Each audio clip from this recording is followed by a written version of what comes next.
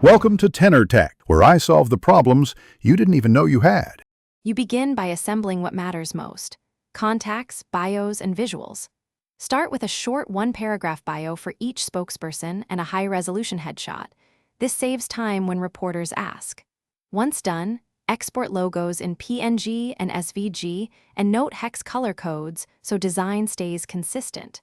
Make sure to include a single line with your preferred media contact and hours. This immediate action gets you from zero to press ready and prevents last-minute scrambles when a reporter calls. You now craft the kit's substance. Write an executive one-sheet that answers who, what, why, and when in clear bullet points.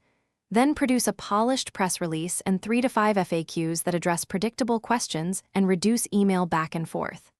Add multimedia, short B-roll clips, annotated screenshots, and a product spec sheet with dimensions and pricing.